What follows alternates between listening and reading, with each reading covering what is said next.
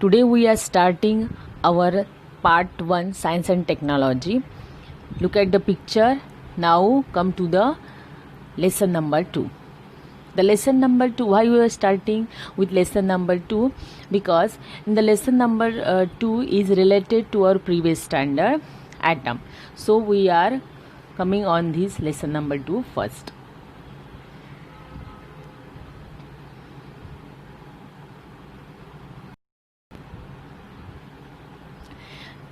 Periodic classification of elements. Tell me students, that is what is classification? That is a systematic arrangement in groups is called as a systematic classification. Scientists also need to classify the elements with a systematic arrangement. Look at that is, can you recall what are the types of matter? Answer is solid, liquid and gases. Second question, what are the types of elements? Metals, non-metals and metalloids. Question number 3, what are the smallest particles of matter called? Smallest particles of matter are called atoms. What is the difference between the molecules of elements and compounds? That is, the difference between the molecules and of elements and compounds are, the first difference of elements are, elements contain only one kind of atoms in the free state or combined state. Whatever compound is produced by a chemical reaction of two or more elements. Second difference is that an element cannot be decomposed into simple substances by any chemical reaction or simple physical processes. For example, copper, iron, oxygen. The second difference between compound is the constituents of a compound can be separated by a chemical process. For example, salt, water, sugar. They are the best example of the compound. Now, we are study our classification of elements. Some of the 18th century, there are handfuls of elements.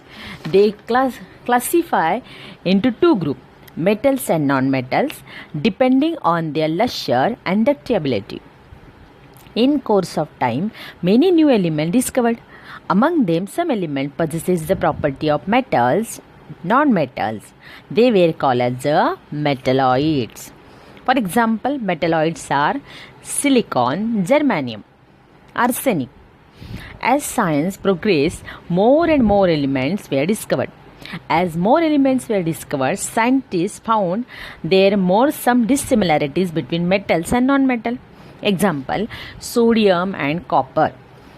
Both are metals, but sodium is soft and easily cut with knife, while copper is hard and not easily cut with knife.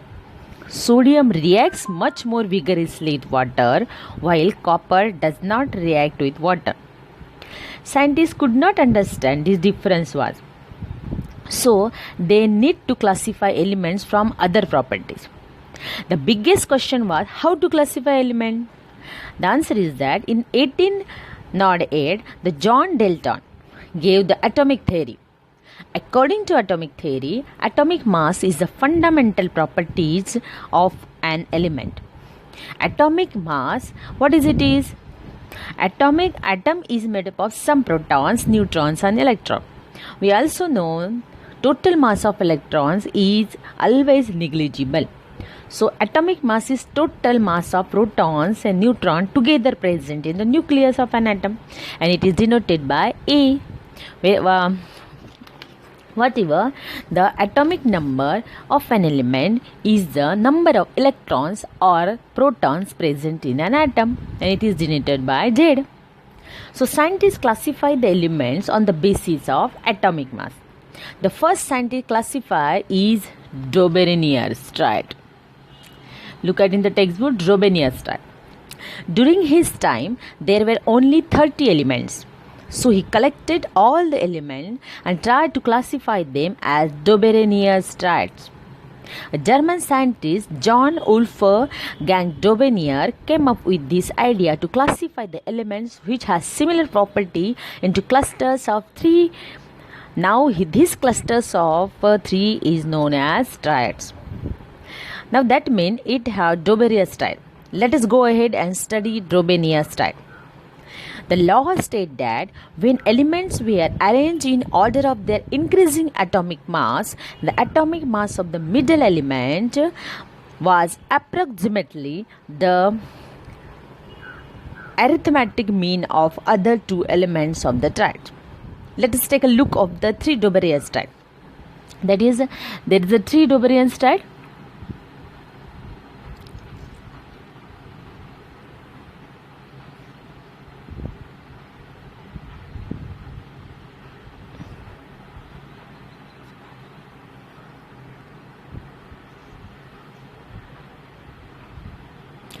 That is, there are the three Doberian triad. Look at in the table 2.1. That is, the three elements in the first triad: lithium, sodium, and potassium. Lithium atomic number is 6.9, whereas potassium atomic number is 39.1. When you take the mean of these two elements, it is equal to the atomic mass of the middle element, that is sodium 23.0.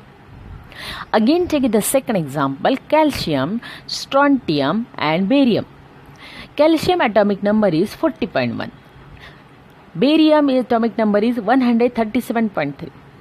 When we follow the law of Doberian triad and take the mean of both of these elements, it is equal to the 88.7, which is atomic mass of the middle element. Chlorine, third triad: chlorine, bromine, iodine. Wait a minute, I take a pen and highlight it.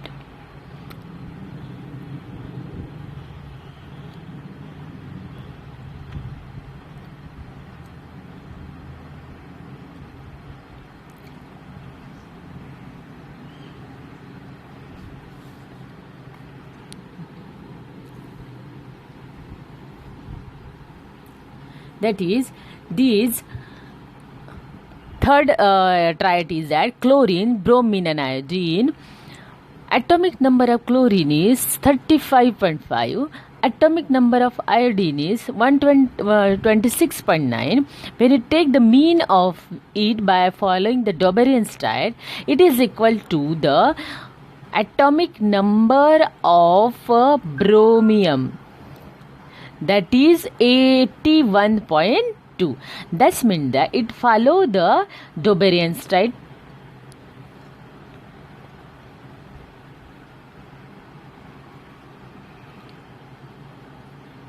Next, there are the, can you recall, some examples are given there.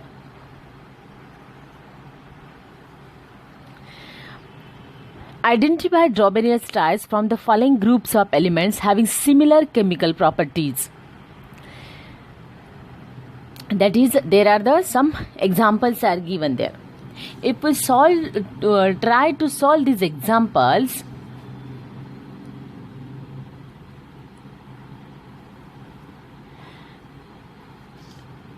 that is, the first element is magnesium 24.3, middle element is calcium, strontium 87.6.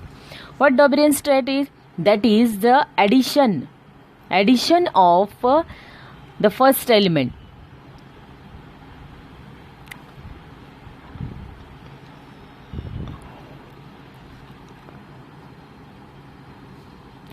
Addition of first element, that is first and third element.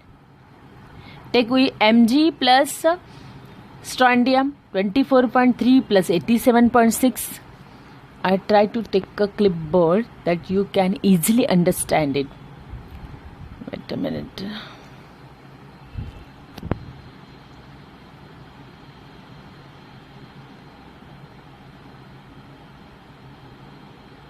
It's okay. This example you solve at home and try to follow the Doberian triad. Will they follow these triads? Now the next.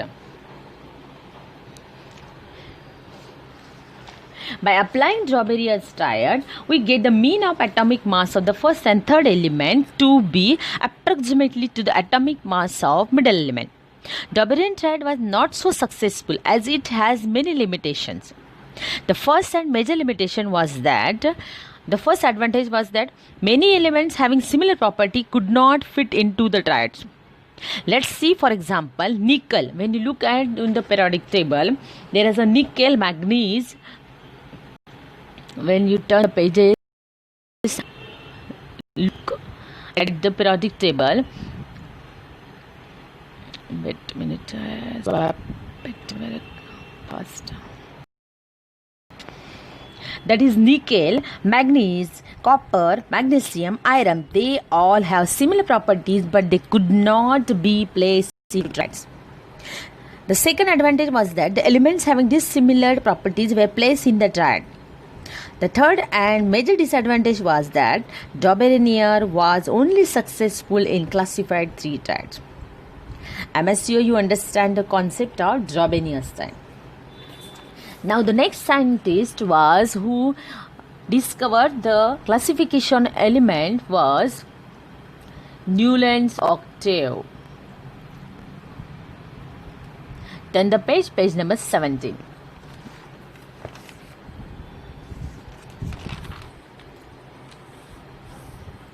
Early we learned about Daubernier triad where sets of three elements were arranged based on their atomic masses. Though Daubernier was classified only 9 elements, he was encouraged other scientists to work on the element classification better way. One such scientist, the British chemist, was John Newland, was working sugar refinery in London, where he later quitted his job and starting work with his brother Benjamin. He actively studied elements in different ways. After lots of thinking and ideas striking, he arranged the till known elements from hydrogen to thorium. Look at in the table 2.2, that is there is a hydrogen and thorium according increasing mass of atomic masses. Interestingly, he found a pattern. Before that, let me ask you students, have you ever played on a piano? You must heard the musical note, that is a sa re ga ma pa dha ni sa. That is, these are the musical notes sa re ga ma pa dha ni sa. In the, did you know, a set of 8 musical notes called as an octave. There are 8 musical notes which we call as octaves. Hence, clearly the 8 notes are resemble the first notes in the octave. This is exactly in the Newland's octave, that every 8 element, he found that every 8 element total property similar to that of the first. For example, sodium is the 8th element. For example, sodium is the 8th element which resemble the properties with the lithium.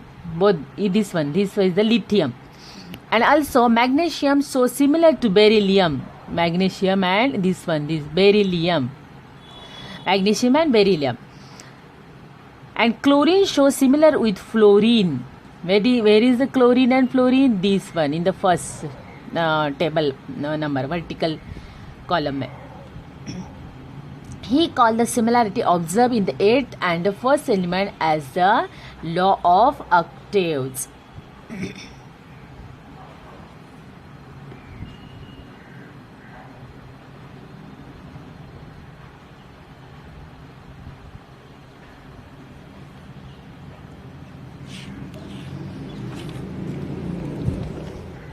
Newland's law of octave, he also thought that atomic mass is the fundamental property of element. He classified the element on the basis of atomic mass.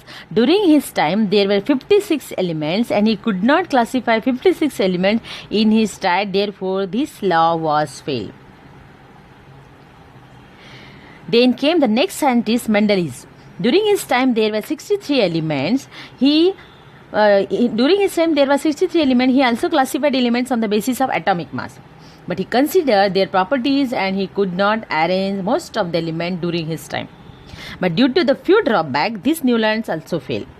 Then in 1913, another scientist, Henry Moseley, showed that atomic number is a more fundamental property of an element rather than its atomic mass, and he classified the element with the help of atomic numbers in a tabular form called as a modern periodic table. Look at that is there is a modern periodic in a tabular from helium to the from hydrogen to the helium, neon, argon.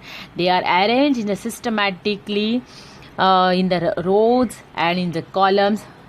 Horizontal rows, there are how many? 1, 2, 3, 4, 5, 6, 7. There are these 1, 2, 3, 4, 5, 6, 7, 8.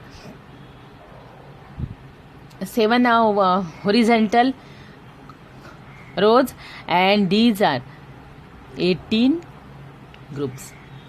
There is a P block, S block, D block, and F block. These F blocks are the anthenite and lactanite series. In the next lecture, we are studying about very detailedly.